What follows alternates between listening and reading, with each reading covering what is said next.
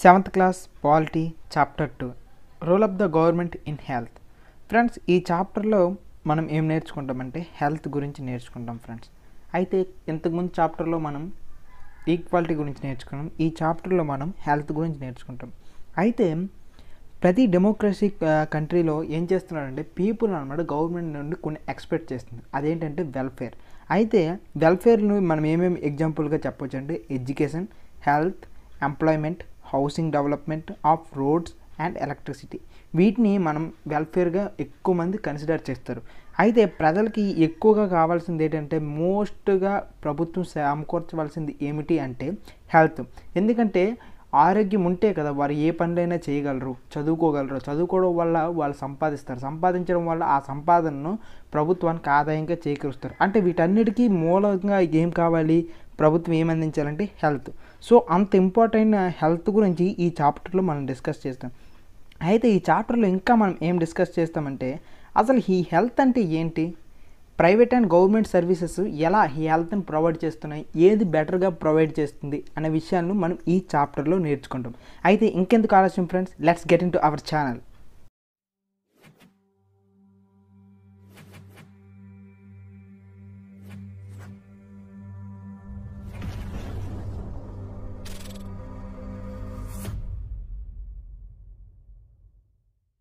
What is health?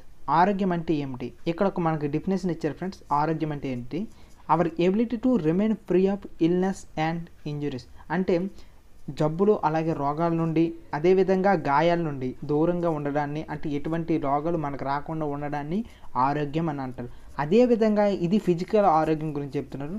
అదేవిధంగా dull, inactive, anxious or scared of long stretches. అంటే చాలా సంవత్సరాలుగా డల్గా, ఇన్యాక్టివ్గా ఉండడాన్ని ఇదంతా మెంటల్ పరంగా హెల్త్ అంటారు. ఒక మనిషి సంపూర్ణ ఆరోగ్యంగా ఉన్నాడో లేదో చెప్పడానికి ఇలానే చెప్తారు. అలాగే మెంటల్గాను అదేవిధంగా ఫిజికల్గాను ఈ రెండుగా ఫిట్గా ఉంటే ఆ మనిషి అనమాట కంప్లీట్ హెల్త్గా ఉన్నట్టు అని, కంప్లీట్ హెల్తీగా ఉన్నట్టుగా ఎవరైనా కన్సిడర్ చేస్తారు. Health care in India. ఈ టాపిక్లో మనం ఏం నేర్చుకుంటామంటే మన ఇండియాలో అసలు హెల్త్ కేర్ ఎలా ఉంది అనే విషయాన్ని మనకి ఈ టాపిక్లో చదివితే అసలు కంప్లీట్ ఇన్ఫర్మేషన్ వచ్చేస్తుంది. అయితే ఇక్కడ బ్లూ కలర్లో నేను ముందు కంప్లీట్ చేస్తాను. దాని తర్వాత ఇటువైపుగా వైట్ కలర్లో ఉంది కదా, దీన్ని మళ్ళీ ఇప్పుడు కంప్లీట్ చేద్దాం. అయితే ఇక్కడ బ్లూ కలర్ ఉండే కాలమ్స్లో ఏం చెప్తుందంటే ఇండియన్ హెల్త్ కేర్ సిస్టంలో ఇండియా అంట ప్రపంచంలోని ఎక్కువ మంది డాక్టర్స్ని ప్రొడ్యూస్ చేసే లిస్ట్లో ఇండియా కూడాను హై లెవెల్లో ఉందన్నమాట, టాప్లో. అయితే ఇది సంవత్సరానికి ఎంతమంది డాక్టర్స్ని ప్రొడ్యూస్ చేస్తుందంటే 15,000 డాక్టర్స్. అదేవిధంగా ఇండియా హెల్త్ కేర్ ఫెసిలిటీస్లో ఇప్పుడు చూసుకుంటే ఒకప్పుడు 1950 స్వాతంత్రం వచ్చే సమయానికంట ఇండియాలో ఉండే హాస్పిటల్ సంఖ్య 2,717. కానీ ఇప్పుడు 2000కి వచ్చేటప్పటికి ఈ సంఖ్య, హాస్పిటల్స్ ఉండే సంఖ్య 18,218 హాస్పిటల్స్ ఉన్నాయంట. అదేవిధంగా ఇండియాలో ప్రతి మెడిసిన్ని ప్రొడ్యూస్ చేసే లిస్ట్లో ఇండియా అంటే 3rd ప్లేస్లో ఉంది. ప్రపంచంలోనే మెడిసిన్స్ని ప్రొడ్యూస్ చేసే లిస్ట్లో ఇండియా 3rd ప్లేస్. ఇంకా గొప్ప విషయం ఏంటంటే ప్రపంచంలోని వేరే వేరే దేశాల ప్రజలు ఇక్కడికి ఆపరేషన్స్ చేయించుకోవడానికి, తక్కువ ఖర్చులతో ఆపరేషన్ చేయించుకోవడానికి ఇక్కడికి వస్తూ ఉంటారు మన ఇండియాలోకి. ఇదంతా నాణ్యానికి ఒకవైపు అయితే, నాణ్యానికి రెండో వైపు ఏముందో ఇప్పుడు మనం చూద్దాం. సంవత్సరానికి 14,000 డాక్టర్స్ ప్రొడ్యూస్ అవుతున్నారు కదా. ఈ డాక్టర్స్ అంతా ఎక్కడ ఉంటున్నారంటే అర్బన్ ఏరియాస్లో వెళ్ళేసి వాళ్ళ ట్రీట్మెంట్స్, వాళ్ళ క్యూర్స్, వాళ్ళకున్న స్కిల్ అంతా అర్బన్ ఏరియాస్లో బయట పెడుతున్నారు. కానీ రూరల్ ఏరియాస్లోకి మాత్రం డాక్టర్స్ లేరు.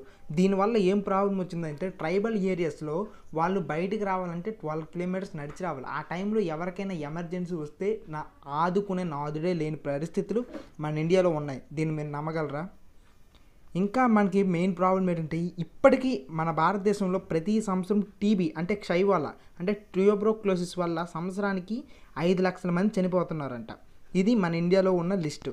అయితే ఇండిపెండెన్స్ నుండి ఇప్పటి వరకు ఈ లిస్ట్ ఏమీ పెద్దగా చేంజ్ ఏమి అవ్వలేదు, సంవత్సరానికి తగ్గే వాళ్ళ సంఖ్య. అదేవిధంగా ఈ టీబీతో పాటు మలేరియాతో పాటుగా కూడాను అలా సంవత్సరానికి ఆ కేసెస్లో వచ్చిన పెద్ద మార్పులు ఏమీ లేవు. ఇంకా మన ఇండియాలో వాటర్ వల్ల వచ్చే ప్రాబ్లమ్స్ 21% మంది, ఎక్కువ మంది వచ్చే జబ్బులని వాటర్ వల్ల, అంటే కలుషితమైన నీరుని తాగడం వల్ల వచ్చిన డిసీజెస్. అంటే మన ప్రభుత్వంలో ప్రజలకి ఏ రకమైన నీరుని, కనీసం శుద్ధమైన నీరుని కూడా ప్రొవైడ్ చేయలేని పరిస్థితుల్లో కొన్ని ప్రాంతాల్లో ఉన్నాయి అనుకుని అనమాట ఈ కాలం చదివితే తెలుస్తుంది. ఇంకా గొప్ప బాధాకరమైన విషయం ఏంటంటే, మన దేశంలో భారతదేశంలో హాఫ్ ఆఫ్ చిల్డ్రన్ ఎక్కువ మంది ఎనేమియా అంటే రక్తలేమి ప్రాబ్లం వల్ల, అదే రకంగా సరైన ఫుడ్ తినడానికి లేని ప్రాబ్లం వల్ల అండర్ నరిష్డ్ అంటే సరైన సమతౌల్యం సమాహారం లేని పరిస్థితుల్లో చాలామంది పిల్లలు ఉన్నారు. ఇది నాణ్యానికి రెండో వైపు. ఒకవైపు చూస్తే భారతదేశం అత్యున్నత శిఖరాలను చేరుకుంది.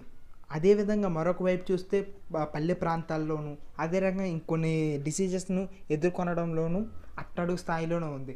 దీన్ని బట్టి మన ఇండియాని ఏ రకంగా మనం అంచనా వేయగలం? హెల్త్ కేర్ సిస్టంలో మనం అసలు ఇండియా ఏ టాప్లో ఉందా లేకపోతే బాటంలో ఉందా ఎలా కూడా జస్టిఫై చేయలేని పరిస్థితుల్లో మన ఇండియా హెల్త్ కేర్ సిస్టమ్ ఉందనుకుని ఇక్కడ మీరు ఈ టాపిక్లో మనం నేర్చుకున్నాం. ఇప్పటి వరకు ఇండియాలోని హెల్త్ కేర్ సిస్టమ్ గురించి మనం నేర్చుకున్నాం. హెల్త్ కేర్లో ఇండియా ఎలా రీచ్ అయింది.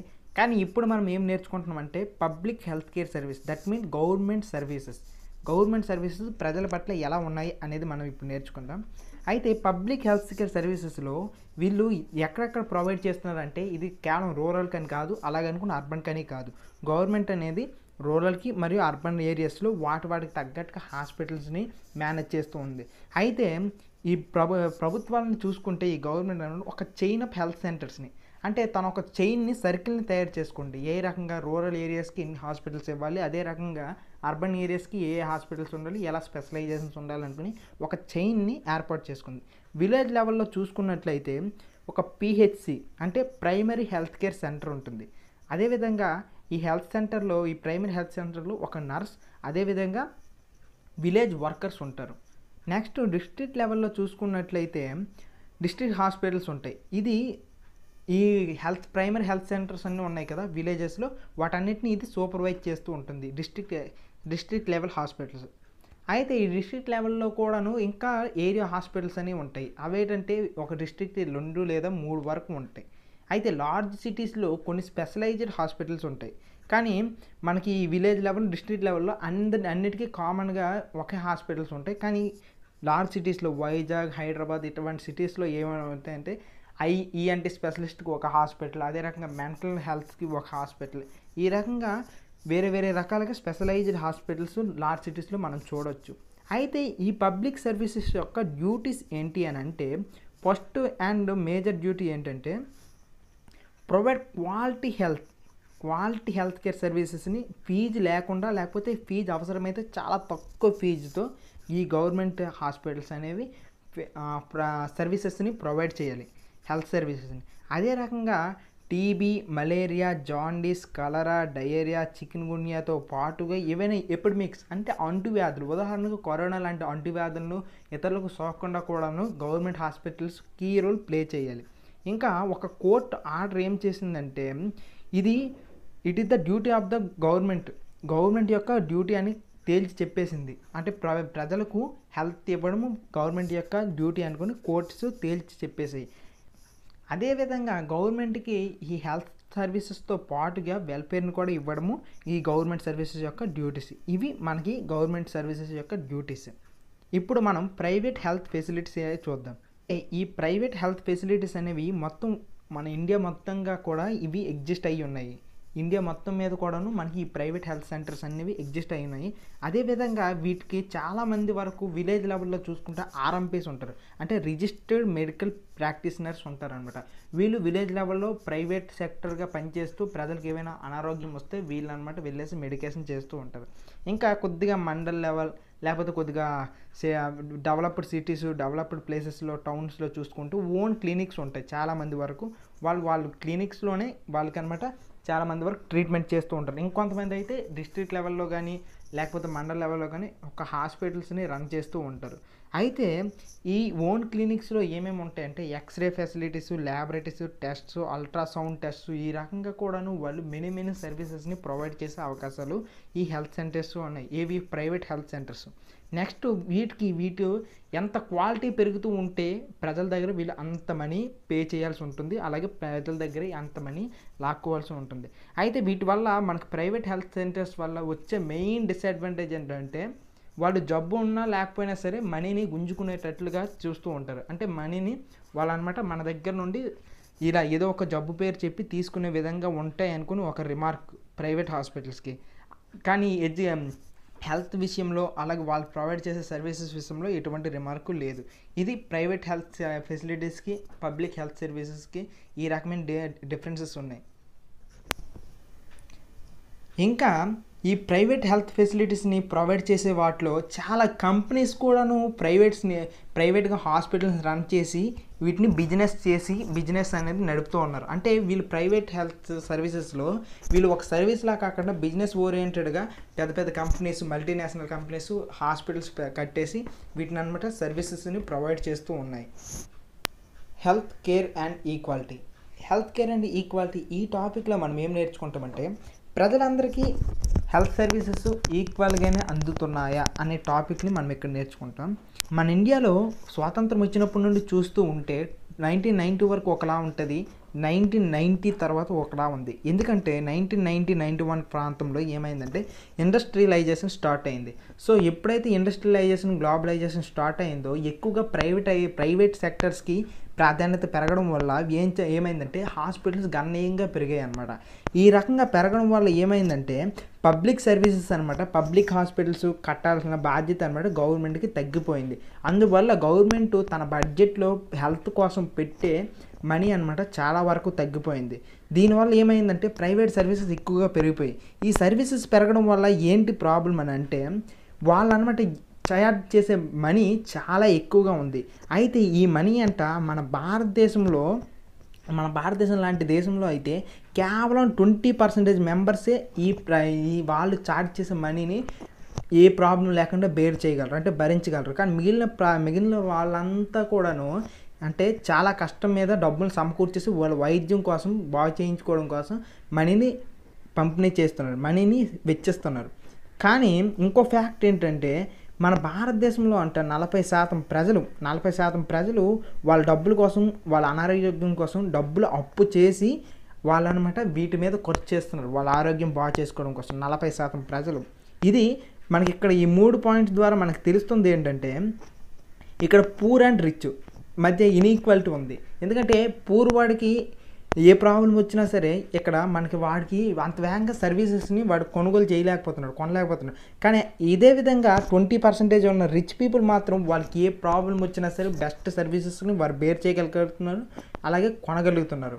ఇక్కడ మనకి బికాజ్ ఆఫ్ పూర్నెస్ కేవలం పేదరికం వల్ల 80% ప్రజలు క్వాలిటీ హెల్త్ని అందుకోలేకపోతున్నారు. ఇది మనకి కనిపించే మొదటి ఇన్ఈక్వాలిటీ హెల్త్ విషయంలో. అదే రకంగా మనకు కనిపించే సెకండ్ ఇన్ఈక్వాలిటీ ఏంటంటే ఉమెన్ హెల్త్ అలాగే మెన్ హెల్త్ కన్సిడర్ చేస్తే మెన్ హెల్త్కి అంటే మగవాడి హెల్త్కి ఎక్కువగా ప్రాధాన్యత ఇస్తున్నారు ఆడవారి హెల్త్ కన్నా. వాళ్ళకి అనారోగ్యంగా ఉన్నా సరే వీళ్ళనమాట మగవాడి మీద పెట్టే ఖర్చు కన్నా ఆడవాళ్ళ మీద పెట్టే ఖర్చు చాలా తక్కువగా ఉందని చాలా రిపోర్ట్స్ చెబుతూ ఉన్నాయి.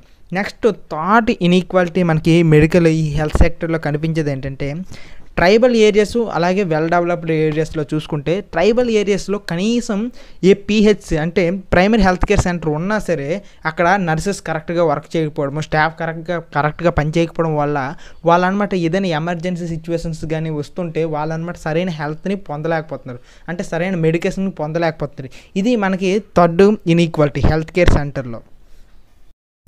వాట్ కెన్ బి డన్, మనం ఏం చేయాలి? ఇప్పటి వరకు మనం చూసాం మన దేశంలో గవర్నమెంట్ హెల్త్ కేర్ సిస్టమ్స్ ఎలా ఉన్నాయి, ప్రైవేట్ హెల్త్ కేర్ సిస్టమ్స్ ఎలా ఉన్నాయి. దీని అంతటికీ రూపు మార్చాలంటే ఇంకా గొప్ప హెల్త్ కేర్ సిస్టమ్స్ రూపుదిద్దుకోవాలంటే ఏం చేయాలో మనం ఇక్కడ చూద్దాం. అయితే ఇక్కడ మనకి టెక్స్ట్ బుక్లో 2 ఎగ్జాంపుల్స్ ఇచ్చారు. మన దేశంలో ఒక రాష్ట్రం అలాగే ప్రపంచంలోని ఒక దేశం తన యొక్క హెల్త్ కేర్ సిస్టమ్ని ఎంత పటిష్టంగా మార్చుకుందో ఇక్కడ ఒక లైవ్ ఎగ్జాంపుల్స్ ఇచ్చారు.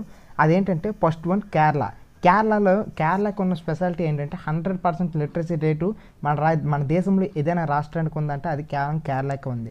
అయితే కేరళ రాష్ట్రం ఏం చేసిందంటే 1996లో ఏం చేసిందంటే తన బడ్జెట్లోని 40% అనమాట గవర్నమెంట్ అది వాళ్ళ రాష్ట్రంలో ఉండే పంచాయత్స్కి ఇచ్చేసింది 40% బడ్జెట్. దీనివల్ల వాళ్ళు ఏం చేశారంటే వాళ్ళ రాష్ట్ర ప్రజలు వాళ్ళకి కావాల్సిన బేసిక్ రిక్వైర్మెంట్స్ అంటే ఫుడ్, వాటర్, ఉమెన్స్ డెవలప్మెంట్, అలాగే development of anganwadis and and hospital problems, అలాగే ఎక్విప్మెంట్, ఇలా అన్ని రకాల ప్రాబ్లమ్స్ వాళ్ళే తీర్చిదిద్దుకున్నారు. ఎందువల్ల అంటే గవర్నమెంట్ 40% బడ్జెట్ వీళ్ళకి అలొకేట్ చేయడం వల్ల. మన ఇండియన్ హెల్త్ కేర్ సిస్టమ్ గురించి ఇంకా ఎక్కువ ఇన్ఫర్మేషన్ కావాలంటే డిస్క్రిప్షన్లో లింక్ ఉంది, క్లిక్ చేయండి. ఇంకా కోస్టారికా గవర్నమెంట్. ఈ కోస్టారికా గవర్నమెంట్ అనేది, ఈ కోస్టారికా దేశం ఎక్కడుందంటే సెంట్రల్ అమెరికాలో. దీని స్పెషాలిటీ ఏంటంటే హెల్తీయెస్ట్ కంట్రీ అనమాట. కోస్టారికా దేశం సెంట్రల్ అమెరికాలోని హెల్తీయెస్ట్ కంట్రీ. ఈ హెల్తీయెస్ట్ టైటిల్ ఎలా సంపాదించుకుంది అనడానికి తన కంట్రీ ఏం చేసిందంటే తన దేశంలో ఉన్న ఆర్మీని వద్దనుకుంది. తన దేశంలో ఉన్న డిఫెన్స్ సర్వీసెస్లోని ఆర్మీని వద్దనుకుంది. సో దానివల్ల ఏం చేసిందంటే చాలా డబ్బు మిగులుతుంది కదా ఆర్మీకి వెచ్చించే డబ్బుల్లో, ఆ డబ్బునంతటిని దేనికి ట్రాన్స్ఫర్ చేసిందంటే ప్రజల యొక్క హెల్త్, ఎడ్యుకేషన్ అండ్ ఇంకా వేరే బేసిక్ నీడ్స్కి తన దేశంలో ఉన్న మనీని అంతా అలొకేట్ చేసింది. ఇలా చేయడం వల్ల ఆ దేశం అనమాట కొన్ని సంవత్సరాల్లోని హెల్తీయెస్ట్ కంట్రీగా, అలాగే హ్యూమన్ డెవలప్మెంట్ ఇండెక్స్లో హై ప్లేసెస్ని రీచ్ అయ్యిందనమాట. ఈ రకంగా ఈ మన దేశంలో ఉన్న కేరళ రాష్ట్రం, అదే రకంగా ప్రపంచంలోని కోస్టారికా దేశం ప్రపంచంలోని వేరే దేశాలకు మార్గదర్శనం అయ్యాయి.